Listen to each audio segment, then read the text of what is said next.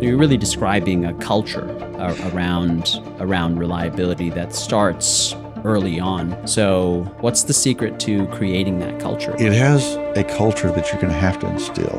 And one of the things that you have to do in order to instill that culture is get everybody to understand how it benefits them. That's the first thing. If you already have a culture there, the way you're going to switch the culture is you have to let them know this makes your life easier. Sure. This makes it better for you. Yep. And the more of those wins you get, the more people want to go ahead and start showing you, hey, I've got an issue with this one. We've lived with it. What's going on?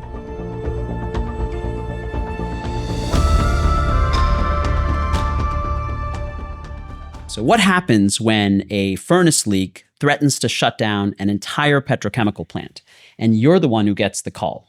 Today on the podcast, we sit down with Kevin Sprague, Senior Reliability Engineer and Interim Mechanical Authority at INEOS Olefins and Polymers, to talk about high-stakes problem solving, the quiet genius behind plant reliability, and why mentorship might be the most powerful tool in an engineer's toolkit. From emergency fixes to training the next generation, Kevin's story is a masterclass in calm under pressure. Kevin, welcome. How's it going, Chris? It's going great. I'm looking forward to our conversation here today. What can I help you with? I'd love to just start with your background. You've had a long career, the engineering field and specifically reliability engineering. But how did you get to this career? Where did you grow up?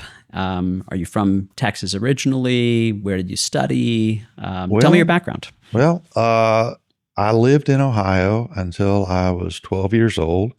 My father was a machinist, and then he got tired of being a machinist, so he went into the plants as an operator. And so he did that for about 10 years and then decided, this was in Ohio, so he decided that he was tired of climbing 200-foot tall towers in the middle of winter, and he wanted someplace warmer. There you go. So they had some new facilities being built. He applied at them over in Arizona, New Mexico, Louisiana. Louisiana came back first, so we ended up in Louisiana. Yeah. So basically from 12 years until, I don't know, probably in my 40s, I was in Louisiana. So went to LSU. I saw that, right? Waited about 10 years before I went to LSU. I didn't really know what I wanted to do. Got married and was working a job, looking around at everybody else. My oldest was on the way, and I looked around and said, I want more for my kids. And so I decided to go back to school. I was going to go into geology. I'd taken a geology course earlier, thought it was fun. And then my wife looked at me and she saw how excited I was, and she burst my bubble. She opened up the course catalog to the engineering section, said, I don't care which one you pick one. And, no geology. No geology. Okay. You're an engineer. She said, whether you know it or not, you are an engineer. Wow. So went through, found out mechanical, and said, okay, yeah, this looks like things I like to do. And then went to LSU, studied mechanical engineering. Okay. Came out, and while I was studying engineering, I ended up working for one of the professors in the materials lab. And I was presenting a paper at a conference on some of the research I was doing. And she introduced me to one of the older professors who had his own consulting business. So went over there, talked to him for a little bit, ended up working 4 years for him doing metallurgical failure analysis. So It's a lot of fun. Yeah. It's a lot of fun. You get to see a lot of different things. We had a lot of interest in chemical plants. We had some of the major issues we would get called in on, looking at those, learned an awful lot. And then from there went and did another engineering consulting company. So I kind of went backwards with my career. Most people start off in industry and then end up their career doing consulting. Right. I started my career doing consulting. So Went through consulting, then went to an EPC. And a very specialty consulting. Very specialty consulting. Right, metallurgical. Right. Started off at metallurgical analysis, failure analysis, then went into numerical analysis with another company.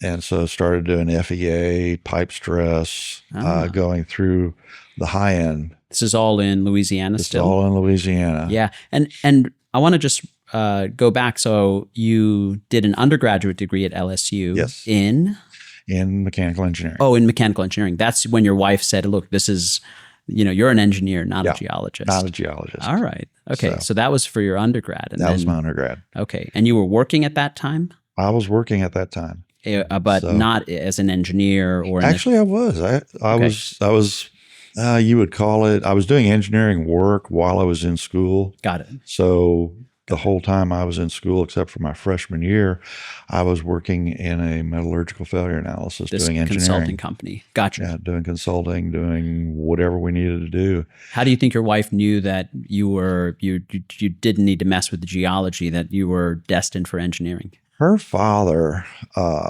worked for Exxon in the accounting office, and so he knew about all of the different engineers and what they did.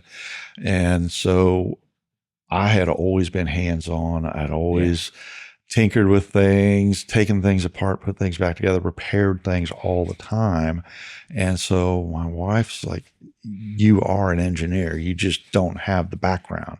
Yeah. You have all of the skills. You just don't have all of the book knowledge to go along with it. Yeah. And so, and I had never known about the different types of engineers at that time. I just wasn't exposed to it. Yeah.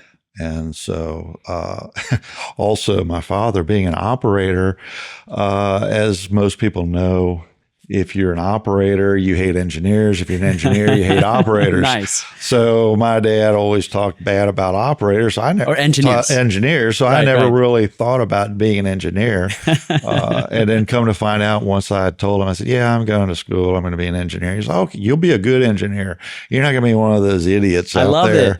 I love it. And so, come to find out, he approved. He's like, you're going to be the one good engineer. Yeah. So come to find out, the engineers he was talking about as an operator were the chemical engineers. So it wasn't the mechanical engineers; it was the chemical engineers. It's them. So that made a lot of sense, because I remember he was telling me one time that they were putting an air conditioner in the control room, and it took the engineer 4 attempts to get the size right. And so we were like, okay, yeah, that makes sense. So, and then once you start looking at chemical engineers and what their skill sets are, I mean, they have a really good skill set. I never did like chemistry. I liked all the physical stuff, but they can be mechanically challenged. Yeah. So we had our site director. She would always ask me to dumb down my explanation to a chemical engineer level. Nice. Nice. Yeah. And she was a chemical engineer, so she was always just self-deprecating. So it was a lot of fun. I think everyone in my family has a potential career as like a stand-up comic making fun of engineers. Yes. And I'm usually the target of their jokes. But look, we are fun. Yeah. So we are fun. Our own version of fun. Yep. Yeah. Yeah. And so anyways, worked for Jacobs, doing project work. They sent me all over the place. They actually sent me over to Houston to work for Enron, which tells you how long ago that was. Oh, wow. So went to work at Enron, and then started running a design crew, and then the site manager went on to another position, and so they just turned the whole thing over to me. So I ended up running the site crew for the entire site. Which site was that? That was down at Morgan's Point. Okay. Down over in LaPorte. Got it.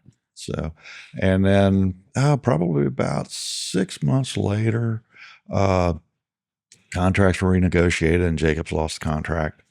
So we had just bought a house in Houston. We had been in there 6 weeks when I was told, you're going back to Baton Rouge.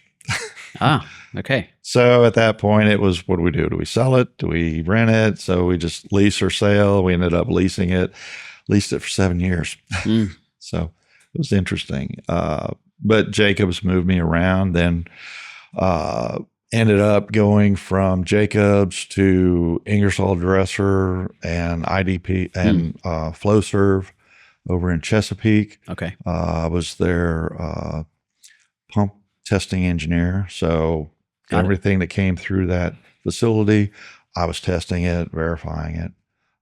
So you are now on the supplier side. Now I'm on the supplier side. All right. So I've done consulting, I've done EPC, Yeah. project work. Now I'm doing supply side. Right. And you grew up with an operator.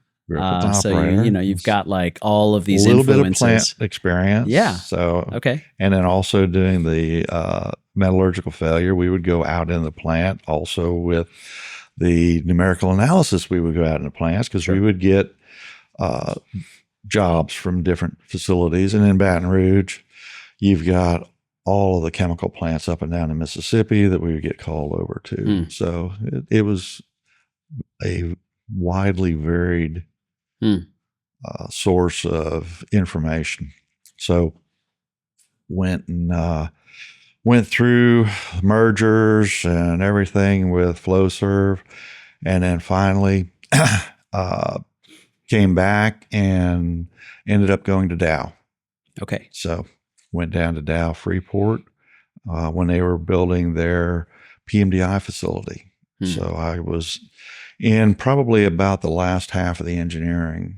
And so started going through that, was in construction, was finalizing engineering. So started going through there, started off as a maintenance representative. Then when we had the facility running, maintenance engineer, then reliability engineer, then started getting global positions, global responsibilities, and subject how many matter years? experts. How many years were you at Dow? Oh, 12. 12 years. 12 years at Dow. So they ended up, I was on, I don't know how many people know it. There was a joint venture between Dow and Saudi Aramco. So I was the reliability lead for the isocyanates group. Okay. And was that the first place you had a reliability title? No. Well, yes. Dow was the first place I had the reliability title in the PMDI. Got it. What is unit. PMDI? Polymethyl diisocyanate. Gotcha. Yeah. That's what they were It's producing. Foam. You're sitting on it. Yeah. Right. And we use it foam. in pre-insulated pipe supports. Yep. Yes. Yeah. And you've got, we buy it in large totes from, different suppliers, BASF, ... Yep. And then also went over to TDI. We had a TDI unit, toluene diisocyanate. So we had a TDI unit. So went over there and was working in that unit. So had the two different types of foams. So naturally, when we went over to do the joint venture, I got pulled into that. So I had the TDI side, the PMDI side, and then all of the precursors that came before that, your sulfuric acid unit, your nitric acid units, and then all of your subsystem below that. So Got it. It was very interesting. I did that for probably about 4 years. Okay. I ended up living in Seoul for about 1.5 years. Oh, wow. Okay. I was going to ask you if you'd had any international postings. Oh, yeah. Yeah. Had a lot of international. I went from having no perks or bonus with United to all of a sudden I'm a platinum. Yeah, right. And that was all within, I'd say, 1.5 months. A month and a half? Month and a half. I was flying everywhere. Oh, wow. So, okay. But it was a lot of fun. Yeah. It was a lot of fun. Yeah. And we had EPCs that I would have to go visit. We had them in the Philippines. We had them in the States. We had them in Europe. So we had multiple in Korea. So I was all over the place. Tell us what reliability engineering is. And a lot of times the audience is not, that experienced. Yes. So, break it down for somebody who's, maybe an outsider to the industry. The easiest thing to look at it is with a maintenance engineer, you are repairing what's broken. Great. What a reliability engineer does is they try to figure out how to make it to where it doesn't break. Yeah. Yeah. So you're going backwards. So in order to be a reliability engineer, one of the things you really need to know is you need to know how things break, because if you don't know how they break, you can't design them so they don't. Right. Right. Right. So, and a lot of times it's not just the machinery. Sometimes it's the process, or sometimes it's the people. Are they operating it correctly? Do they know how to operate it correctly? We were training operators when we were putting our PMDI unit together. We were getting close to startup, and so we ran through and we were just educating the operators. We had training on different types of machinery and different types of equipment. And we had an operator come up to us who had been doing this for 25, 30 years after we had finished discussing pumps and pump curves and how pumps are working. And he said, I never knew that when I backed off all of this, how much damage I was doing to the pumps. No one ever explained it to us. Right. So a lot of times you get into the situations where they just don't know. Sure. Sure. Yeah. So, what I heard you say is that sometimes people might think that it's reliability is all about the equipment, but it's also about the training and the processes that people that surround the equipment. Right. And then also one of the things that a lot of people don't realize is they say this is the reliability engineer. The reliability engineer is this. This is a reliability. It's like, no. Like it's all on on this one person. This is everybody. Reliability starts at inception of the concept. Yeah. Because if you start to look at how your failures are, they start off at basically a triangle, and 60 to 70% of your failures are in the design phase and the execution phase, which would be construction. So, and you only have 10 to 20% of your failures are operations or maintainability. Interesting. So a lot of people don't realize that. But if you start going through and looking at it, if you get early enough into the project, you can actually design out a lot of the issues.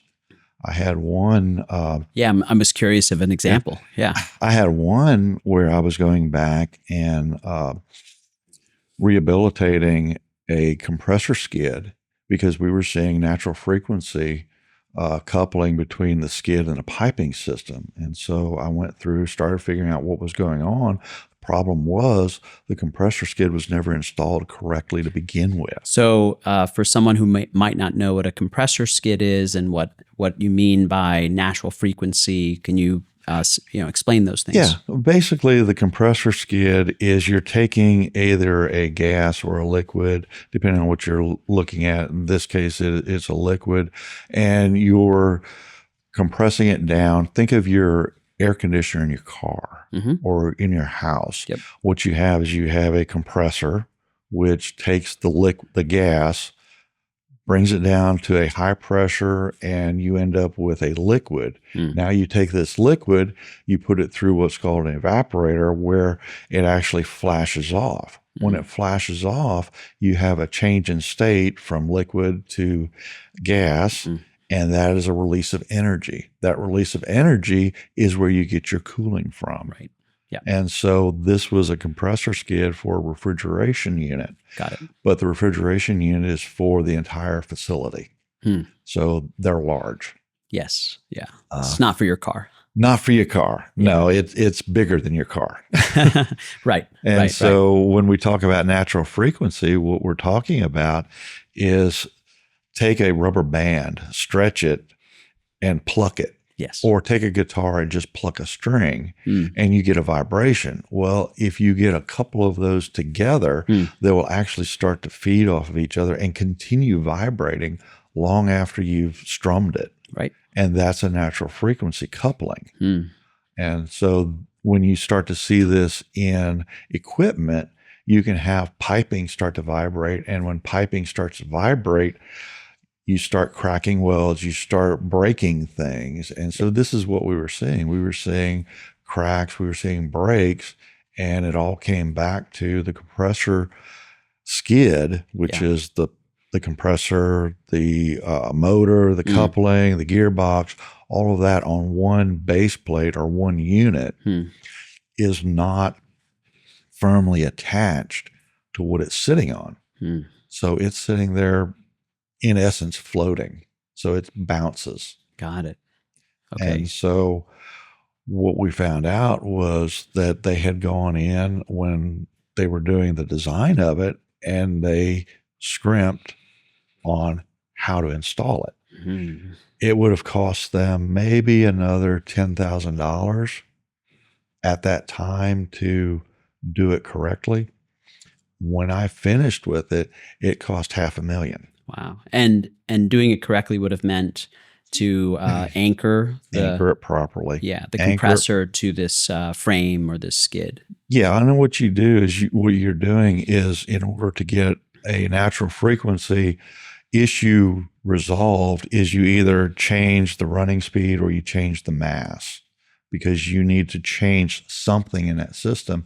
And the mass is the easiest thing to do sometimes. Okay. And when your this particular compressor skid was sitting on a monolithic concrete pour. So we're talking a concrete block that was 5.5 feet tall. Yeah. And it was 8 by 16 feet. So it's a not inconsequential chunk of concrete. Yeah. But the compressor was not solidly affixed to it. Sure. So now and once we went back, we solidly had fixed it, vibrations went away. Sure. Yeah. Yeah. There's I wonder if have you seen the video of the Seattle Tacoma? Oh, many times. The bridge, right? I mean, that's sort of like the Tacoma Narrows. That's it. Okay. Yeah. Tacoma Narrows Bridge. That's like the Galloping Gertie. Yeah. What's that? Galloping Gertie. Yeah, right. That's what the name That's of what they call it. They call it. Yeah, right. Yeah. And basically you see during this seismic event, right? Like, well, it actually was just wind. Wind. That's right. It was wind. Nobody took into account the velocity of the wind and the interaction of the wind with the girders under the pavement of the bridge. Yeah. And so they got into a natural frequency. And so that's what happened. It just started feeding itself until it destroyed itself. Yeah. Yeah. The waves superimposed on one another and, then exceeded the load, allowable load on the cables, I guess. And cables and the girders. And it just disintegrated. And it just disintegrated the whole thing. I wonder if every engineer mechanical engineer at least, has seen that video. Because I find it's universally referenceable. Most that I know of. Yeah. I know when I was going to school, it was fairly required in our vibrations course. Right. All the vibrations professors would show this video and say, this is what we're looking at. Yeah. This is an extreme example of what can happen. Sure. And so if you start talking to other engineers and you bring up Tacoma Narrows or anything, I know exactly what you're talking about. And it works out. So I think probably most everybody has seen it. Right. In mechanical, at least. Yeah. So you talked about reliability engineering, not just being the job of the reliability engineer or the reliability team, but everyone's job. And so you're really describing a culture around reliability that starts early on. So what's the secret to creating that culture? Is that right? And it is right. You have to put it has a culture that you're going to have to instill. And one of the things that you have to do in order to instill that culture is get everybody to understand how it benefits them. That's the first thing.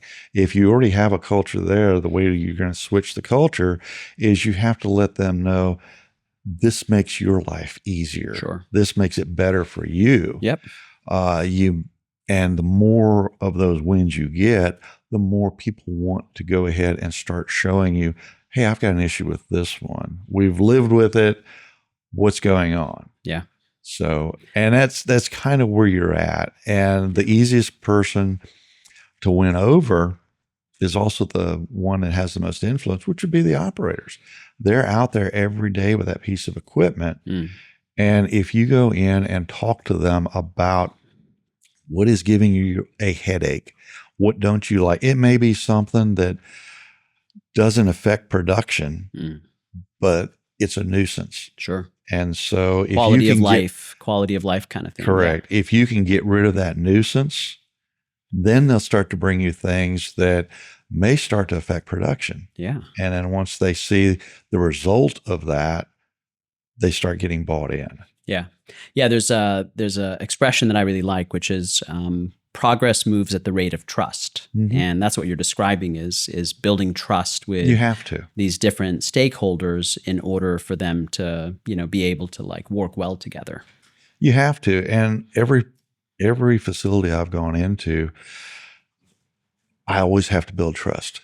Yeah. Every time. It doesn't matter if I've come in with 2 years of experience or 30 years of experience. It's a new facility. They don't know me. I have to build trust. And that trust is built from the ground up, all the way down from the person who's picking up the trash to the person who's signing the checks for the entire facility. So you have to build that trust.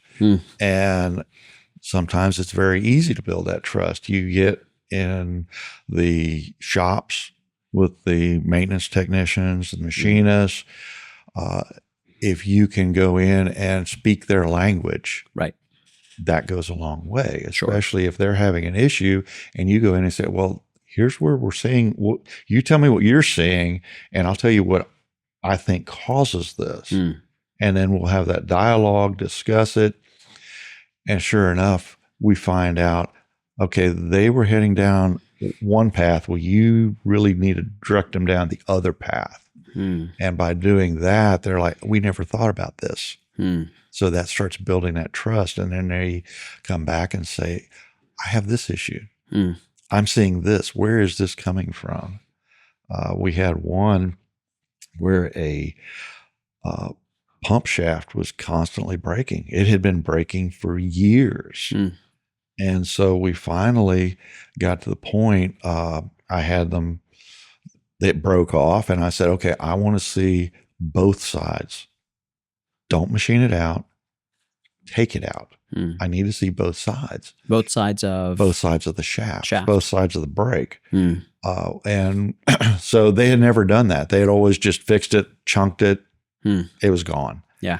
And so I said, let me look at it. So I started looking at it, and they were thinking that the brake was coming from the keyway that was keeping the impeller from spinning on the shaft. And once I started looking at it, I found out, no, there's actually a nut on the front of the impeller that has some, it's a special type of a nut that actually has, I guess you would call it, wings on it that see the flow. And so there's a little bit of force applied to that. To the nut. So every time that impeller turns or starts, it tightens that shaft just a little bit more because you have a resistance with the fluid that's in there.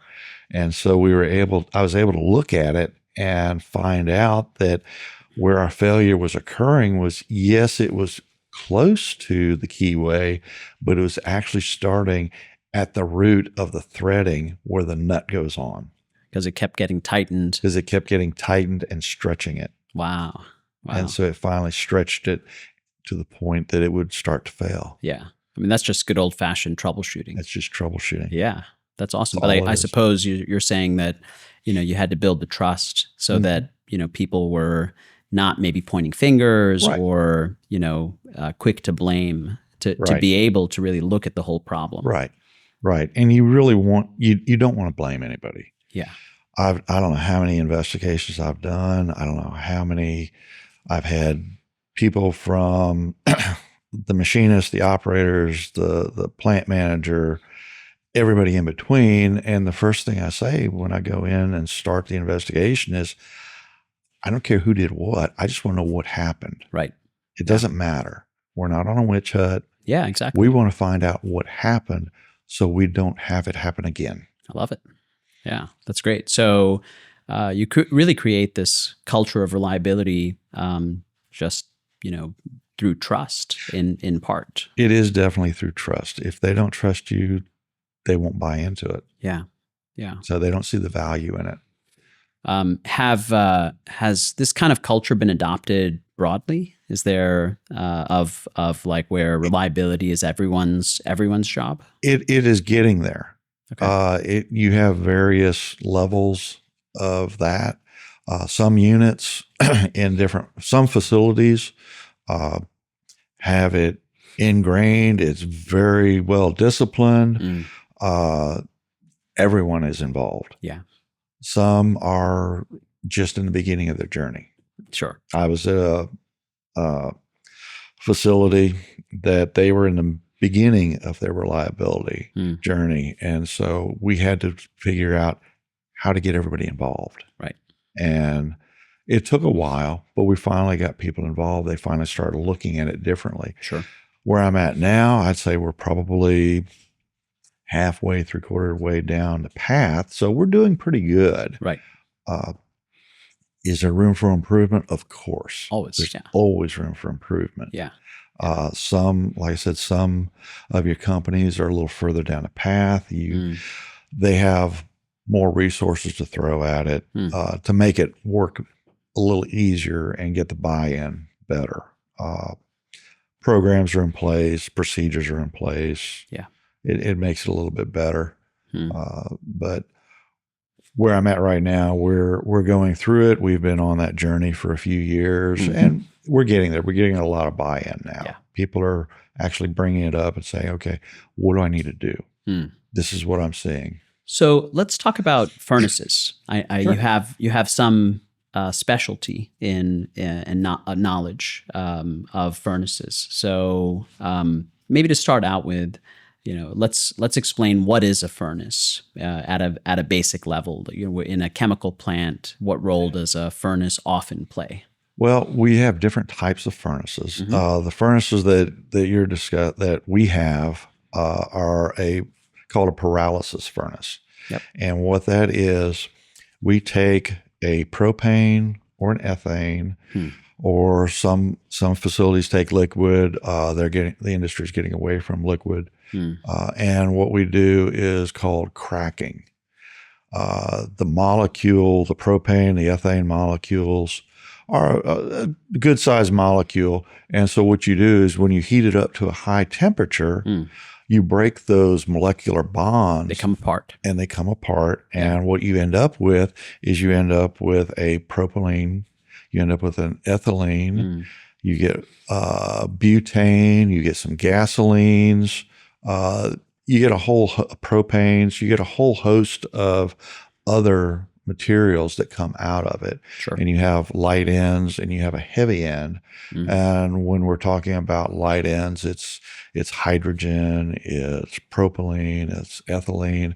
And when you're talking about your heavy ends, you're talking about your butanes and things along those lines, a little heavier, more carbon attached to the molecule. Got it. So what's coming into this furnace and what's coming out of it? So what's coming into the furnace is propane or ethane. What's leaving is hydrogen, propylene, ethylene, butane. Got it. A whole host, about 6 or 8 different components.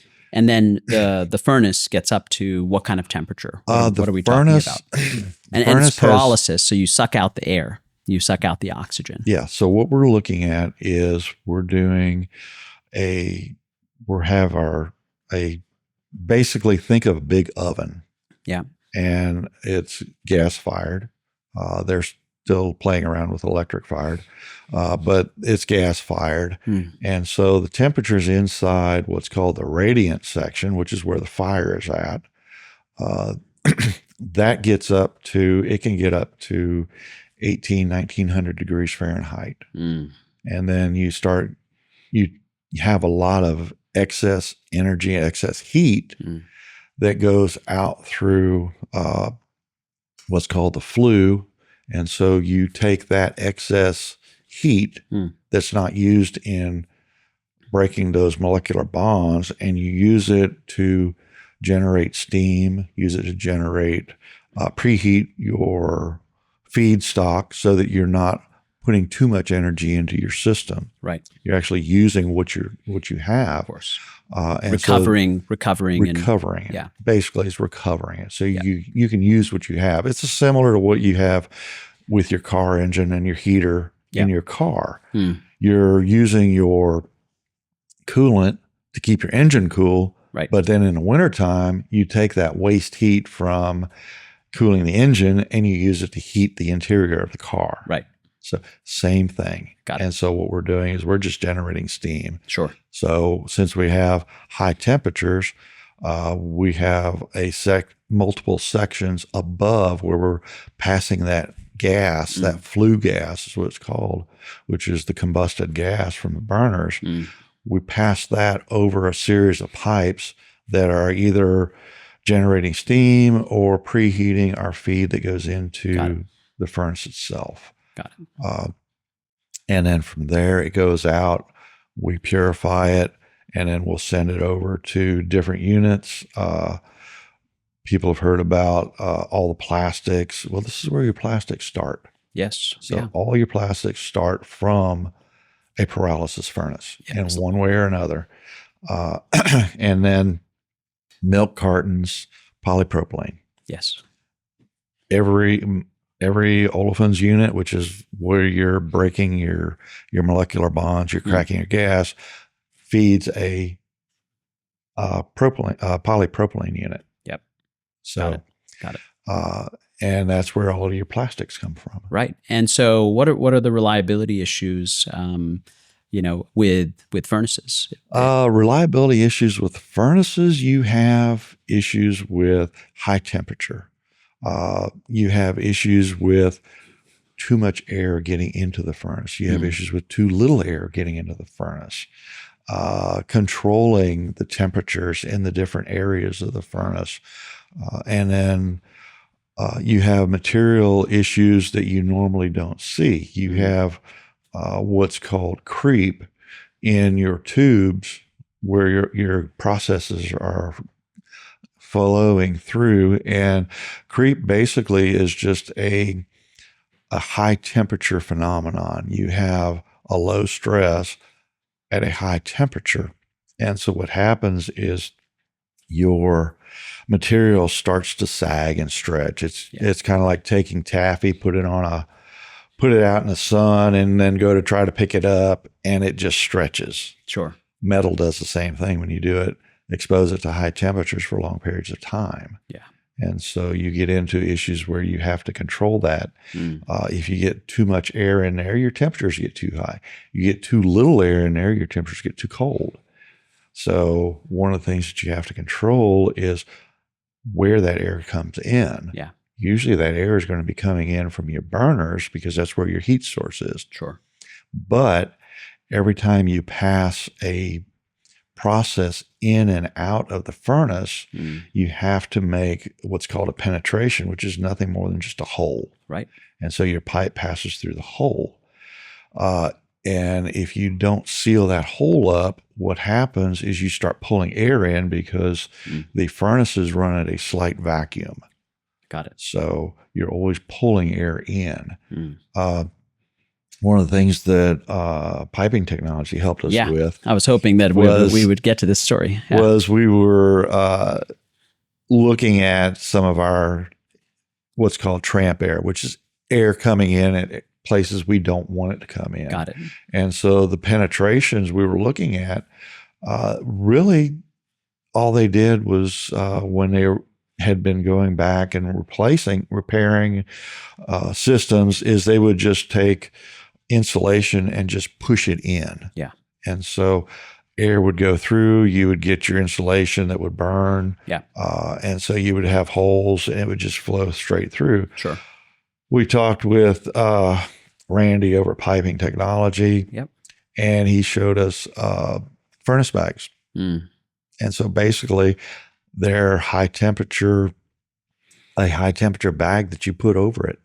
At that interface. At the interface. Yeah, like there's a pipe there that's going through the wall. Right. Where the wall and the pipe meet, you're putting this bag around it. Putting a bag around on both sides. Right. Yeah. So we went ahead and did that. And once we were able to get that tramp air under control, now the operators are able to control the furnace better. Sure. So that increases the efficiency of the furnaces. So our cracking is much better. Right. And so we're not more efficient. We're not putting in excess air. We're not trying to heat up cold air that we don't have to heat up. Sure. Yeah. And so losing that energy in the process. Losing the energy. Right. Yeah. And also you go into different things. When you start to overfire, you start to generate more NOx, which is your nitrogen molecules that come from heating the air up. And then also you get your CO mixture off. So we have to control all of that because EPA regulations. Of course. Yeah. So like in the case of these furnace bags, when was this, by the way? This was quite a while ago. A couple of years ago. Oh, just a couple of years ago. 2 or 3 years ago. And it was one of the things that we started looking at, trying to figure out how can we control it. Yeah. And looking at how the installation was done on the tubes that were passing through, we figured, yes, we need to seal this better. Yeah. And so that was one of the ways we sealed it better. And prior to this, like how was tramp gas managed? It was just accepted that it was accepted. You tried to push insulation in wherever you could. Yeah. To just try and keep it in. Got it. What kind of insulation? This would be high temperature insulation, kale wool.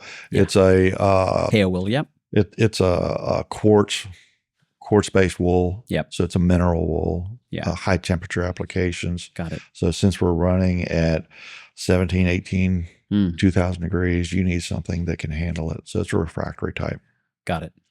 How did you end up developing a specialty in furnaces? How did that come to be? Trial by fire, pardon the pun.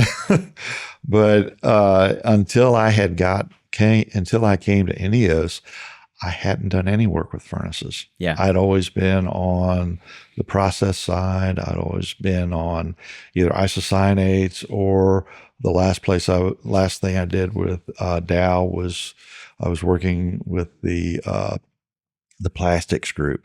So at that time we had 5 different plastics plants at the Freeport site. Got it. And so I was the reliability lead for that. And so I had to go around and figure out how to make those systems work better. So until that point that I got to INEOS, I hadn't done anything with furnaces.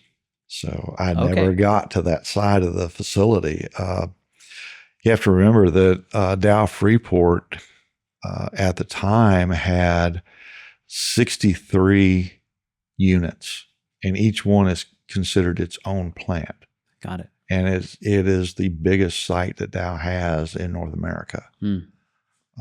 So you can spend your entire career there and not see everything. Not see everything. Sure. So I had not gotten over to the hydrocarbon side. Right. So I had stayed on the performance plastic side. Got it. So coming over to INEOS, started working with the furnaces, and the best way was just to dig in and just start looking at the specs, start looking at the design conditions, start pulling in from past experiences with different projects I'd had when I was working with Jacobs. I actually had a dryer unit that I had redesigned with Jacobs, and it was a fired piece of equipment. So you start pulling back from different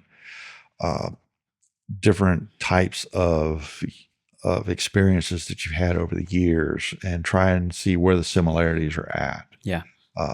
At PMDI, we had an oil furnace. We had a hot oil furnace. So there was that I could pull from. We had a We had some other units that were fired, so I would pull a little bit from there. So now coming over here, it's like, okay, what are the issues? What do we need to look at? Sure. How can we make things work properly? One of the things that we saw first off when I got there was all of our furnace tubes looked like spaghetti. They're supposed to be straight, and it looked like somebody just had a spaghetti bowl. Yeah. The problem was these were initial installations on spring hangers. And what spring hangers do is they support the load as the tubes expand, because the tubes, as they're heated, they expand. Well, they have to have a certain amount of load on them. And what was happening is we weren't putting that load on. We weren't allowing them to expand like they wanted to.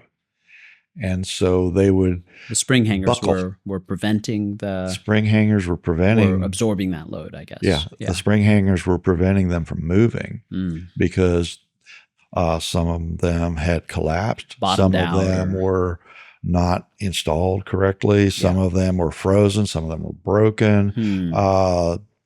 We had one where the growth of the tube, the growth of the pipe actually was perpendicular to the installation of the spring hanger.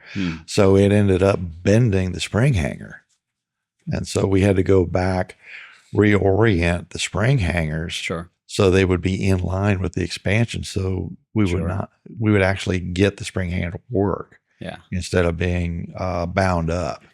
Yeah, I suppose this is an example of where, the design showed, was modeled one way, but the reality ended up being different than what was there in the model. And so ultimately you had to engineer for what the reality was. Right. And that's where it goes back to what we talked about earlier with our pyramid. 70% of it was design and execution. Yeah.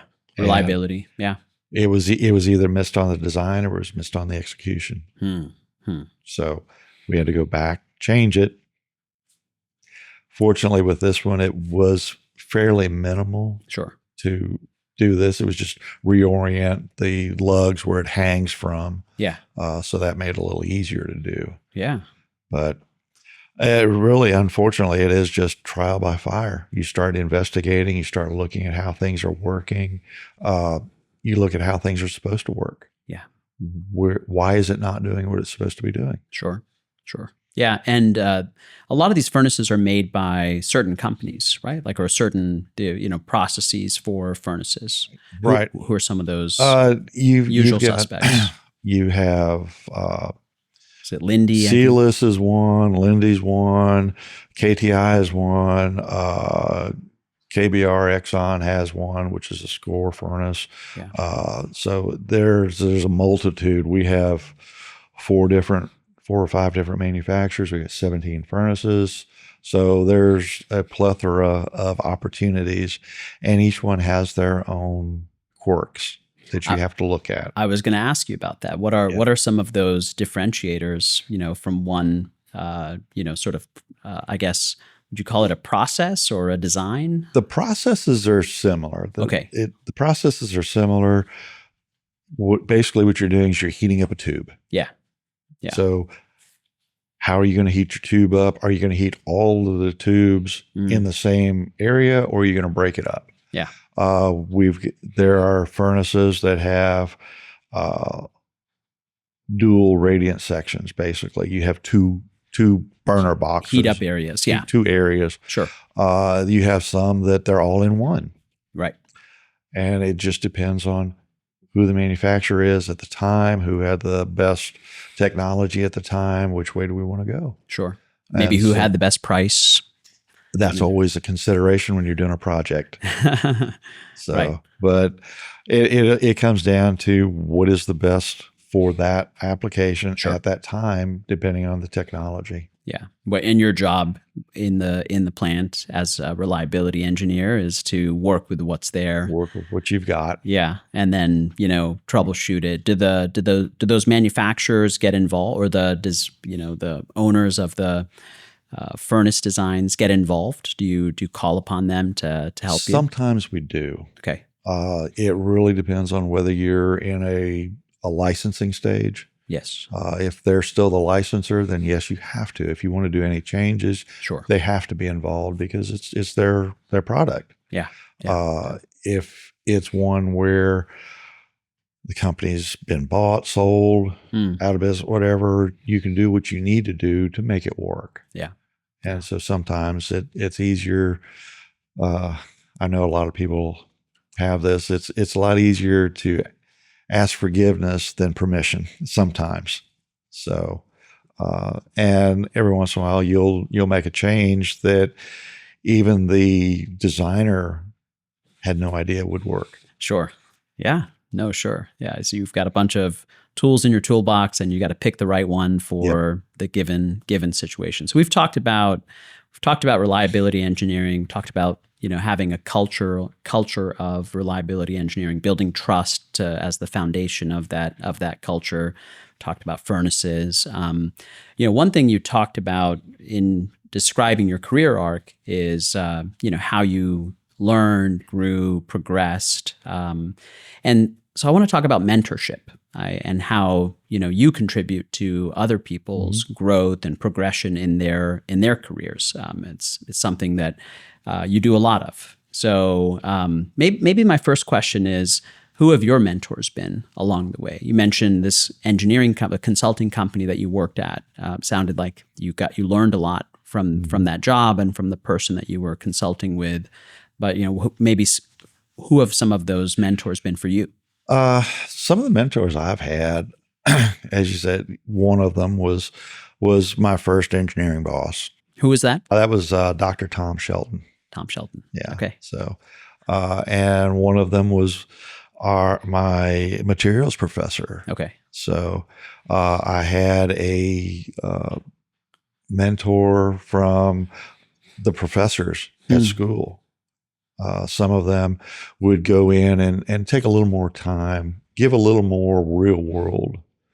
I remember at our senior banquet, one of the professors said, "All of you think you're an engineer now." And he said, "You're not. All that piece of paper does is say you can be taught. And when you start getting out into the real world, you start looking at who's doing what? What can I learn?" My middle son is an engineer. And so one of the things I told him when he started out was, listen to everybody. You don't know anything. You know how things work, but you don't know how they really work. Right. You need to listen to everybody.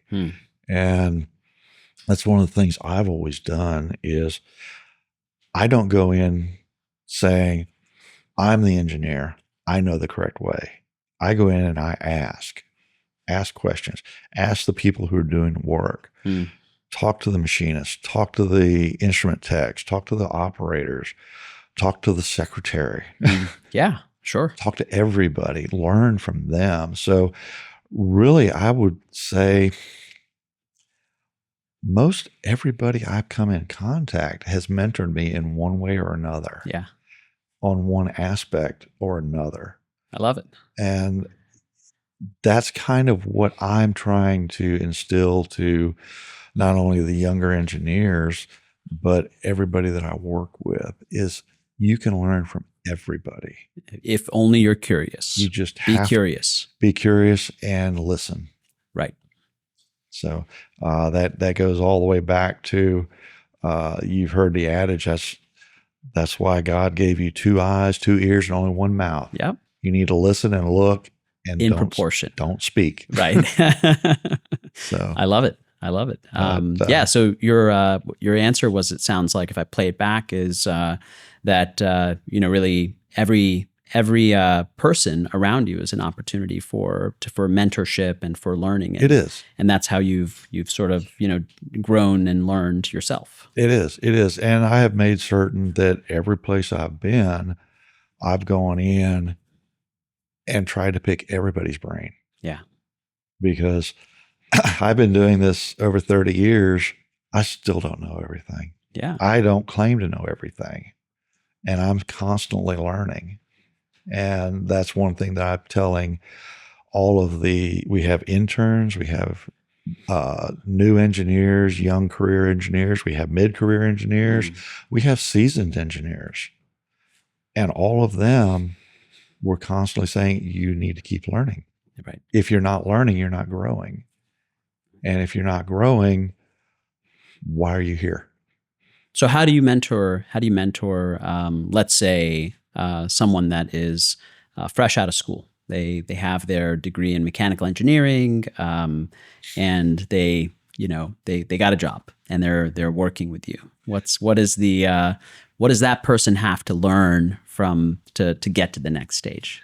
What they have to learn is that there is book learning and there's real world learning. You have your book learning.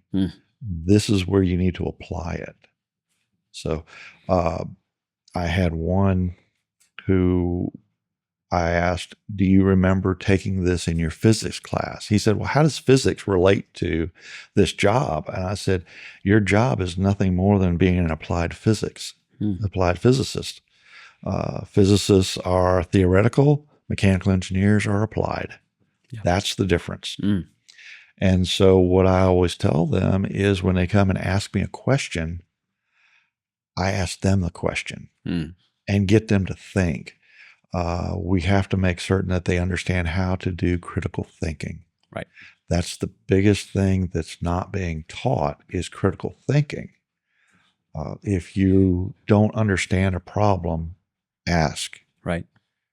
If the problem looks too big, break it down. How do you eat an elephant? One bite at a time. Yes. So having new engineers, we have a whole crop of new engineers coming in right now. So they have various jobs that they're going to be performing. We have some that are unit engineers. We have some that are assisting with inspections. We have others that are doing projects. And so basically what we do is give them a problem and let them take a stab at it. Got it. Okay. Give it your best shot. Right. Then let's come back and we'll talk. And then once we start, and what that does is that lets me know how they think.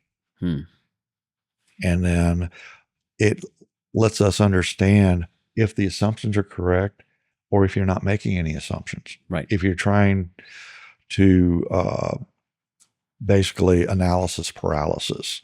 You're pulling in too much data. You're trying to get it all figured out. You're going down the rabbit holes. It's interesting, but we don't have time for that. So it's not a research project. It's not a final exam. This is real world. We have things to do. Yeah. So it gets down to letting the engineers know what's good, what's great, and what's good enough. Sure. And the two things that we make certain that they understand the criteria is it safe? Will it work? Yeah. If those in two that criteria order. In that order. Yeah. If those two criteria are met, you should be fine. Right. Now, is it the best option?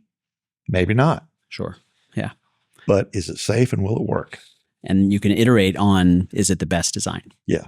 And then at that point, now that you've got it working, now you can go back and you can redesign it to see if you get a better. Yeah. Yeah. Yeah. So, but that's how we start working with them. We just start asking questions and let them do their critical thinking. It's surprising. I had one engineer actually was working on some structural analysis. First time he had done any structural analysis since college. And so I told him, I said, you know how to do this. You just don't remember. Right. I said, you've done this before. You just don't remember you've done it before. And then once they started getting into it, it was there. Like, yes, yeah, I do. You're correct. I do remember. Yeah. I have done this before. This is not as bad as I thought it was going to be. I said, that's the way it all is. So, something I heard you say is that there's maybe critical thinking And can you talk more about that? How you've seen maybe fresh grads, have that, maybe have it less, in this moment. Yes, and critical thinking really goes hand in hand with curiosity. Okay. If you don't have the curiosity, you're not going to do the critical thinking. You're just going to go try and find an answer. Right. You're not going to go find out why. Why is this the way it is? Yeah. If you're not asking those why questions, then you're not going to be able to answer the how questions. Got it. And that's one of the things that we start looking at when we're looking at the engineers. Are you wondering? Are you investigating? Are you curious? Right. If you're not curious, we need to develop that.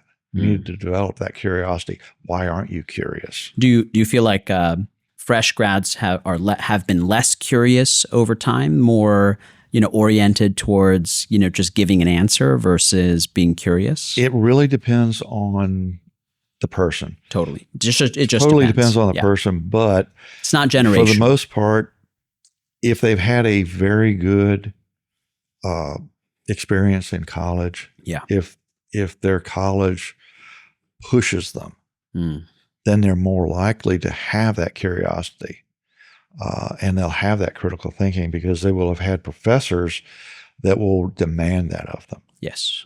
I had one professor that came in the first day of class over the summer holiday, and it was a machine design class.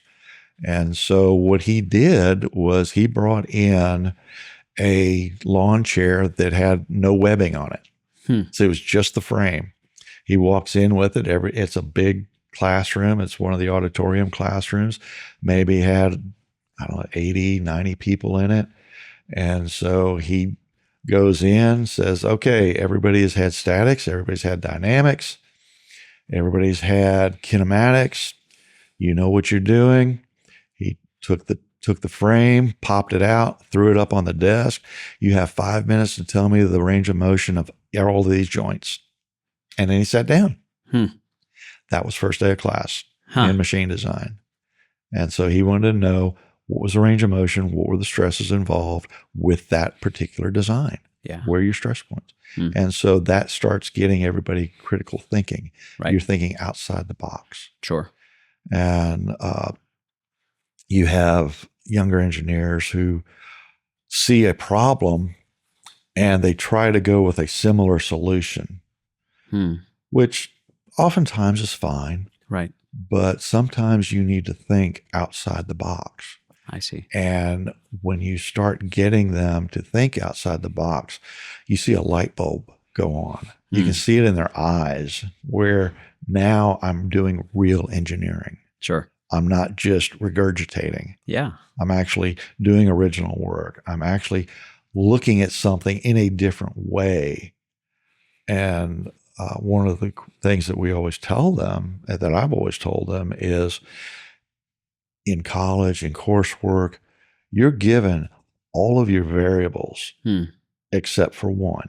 Yeah. And you have to find that one variable. In the real world, you may be given one variable and you have to find the rest of them. Sure. So that's where you start making assumptions. You start doing good engineering judgment. Yeah. What am I looking for? I had one yesterday actually, was showing me some calculations, and he said, this doesn't make sense. I said, why doesn't it make sense? And he said, because the numbers are too high. And I said, okay, what are you trying to calculate? And he sat back and he realized he wasn't calculating what he needed to be calculating.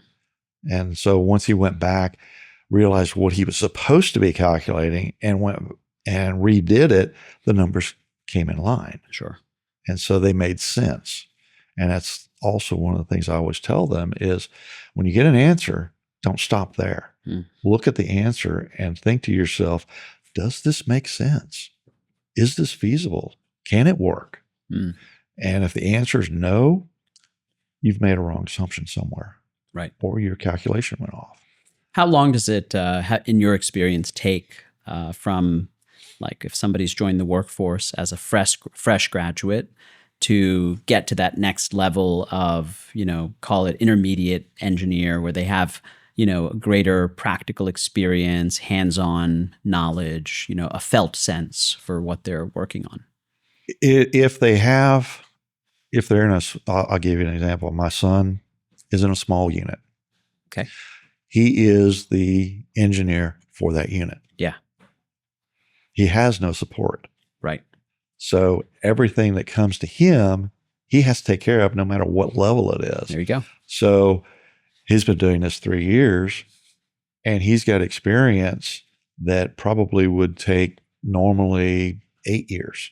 Got it. So it really depends on the environment you put in. But in a larger facility, you're looking probably anywhere from 3 to 5 years to get to that next level. To climb up the learning curve. To get up to that next level. Yeah. And the more you put into it, the faster you're going to get there. Sure. If you're just going through, following the procedures, you're just checking the boxes, it's going to be a very long trip. Learning curve. To get there. Right. But if you go in and you have that curiosity, if you're trying to find out why, that learning curve is going to be very, very steep, but you'll get there very quickly. So, like in this case where your son is the only engineer on this in this unit, is that, like, how was that the opportunity that he opted in for? Was it something that just happened to come his way, or is that a different kind of facility? It's more remote, perhaps. Well, he started off. When he went to college, he said he wanted to be an aeronautical engineer, and I told him no. I'm not paying for an aeronautical engineering degree. Okay. You want to do aeronautical engineering, that's fine, but be a mechanical engineer with an aeronautical emphasis. Sure. Got it. Okay. And so the first job he got when he got out of school was working for an aerospace company. He worked there for 9 months, hated every minute of it. So we had an opening at one of the other facilities, and I put his name forward. So he got into it. Got it. And so he enjoyed it because now he's doing what he actually went to school for. So he enjoys that. But when he started there, they had a larger staff. Yeah. Well, over the course of a couple of years, the staff has shrunk. Yeah. And so now he's pretty much the person. Got it. That everyone goes and talks to, works through. That's great. Okay. And he's very detail oriented because he's seen how he grew up with my career. Yes. So he's seen how it works. So he knows. Sure.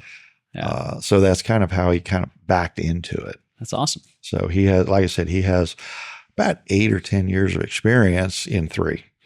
It sounds like, if we were to turn this into advice for a fresh graduate, it's look for opportunities to take on greater responsibility and be curious to accelerate your learning curve. Right. And he ended up, I had a friend of mine who owns an engineering company. And when my son was looking for an internship, I called him and asked him, do you need an intern? And he said, yes. And so they gave him something to work on. Yeah. And he finished it. And then he called me. He said, I don't have anything to do. What do I do? I said, you don't sit there. You go talk to them. You talk to them. You ask them for something else. You find out what they're working on. Take initiative. Yeah. You take initiative. Yeah. And he was in there, and he had another intern that was in there. Well, the other intern just sat there when he finished his job and just didn't do anything. My son went around. He started talking to all the other engineers, all the partners, the senior engineers, and they started pulling him into all of these very technical discussions, projects. And when it came time for him to go back to school, they told him they wished that his school would start 3 weeks later because they had a project over in the Middle East they wanted him to go on. Sure. So they want to send an intern to the Middle East to work on a project. Yeah. So by, creating sort of like, taking this initiative, now this organization is pulling on him to have him more involved. Right. And wanting to put him into this opportunity. And that's great. That's a great And story. that's exactly the way that I tell the interns we have, the younger engineers, don't just sit there. Yeah. Good. Look around. Just see what everybody else is doing. Yeah. And ask questions. I want to talk about technology, maybe related to this, maybe not related to this. Does technology play a role in the young engineers not having practical knowledge and experience, or maybe having practical knowledge or experience, or is it just sort of a side? It's Technology has played a role in it, and unfortunately, in my opinion, some of it's detrimental. Yeah. And the reason that I say that is being an older engineer. I imagine saying that. Being an older engineer coming up when I went and did my degree, I have all of my textbooks from all of my classes. That's my reference material. Sure. I learned that from Tom, my first engineering employer. Right. I learned that from him because he had an extensive library, and I was talking with other engineers, other consultants, and they were the same way. So I decided at that point, this is my library. This is the start of my library. Fast forward to nowadays, most of the books are PDF. So it's electronic. You don't have a hard copy. And I've been showing the benefits of hard copy to all of the younger engineers, the interns, because they say, well, I want to look at such and such. And I said, okay, here's the book. And, well, you don't have it in PDF. I said, you can look at it on PDF. But on PDF, you're going to see that one thing you searched for. Sure. Whereas in a book, you're flipping through, and something may trigger what is the answer. Yeah. Yeah. And you don't realize it. Paper is a great interface. Actually. Paper is a great interface. And so I have a library at work, and people will constantly say, I need to look at such and such. Here you go. And I pull a book down, open it up, start flipping through. It's like, here you go. Yeah. And so they're starting to see the benefits of it. Right. Right. AI, have you found your teams or other teams around you using this new large language model technology, ChatGPT, Perplexity, et cetera? Some of the younger engineers are using it. Okay. They're using it more as a search engine, which is fine. Yeah. And that's great. One thing that I do tell them is when you use it as a search engine, it's going to return what it thinks you want. It may not be what you actually want. Sure. So, as we were talking earlier, you need to be the last decision maker.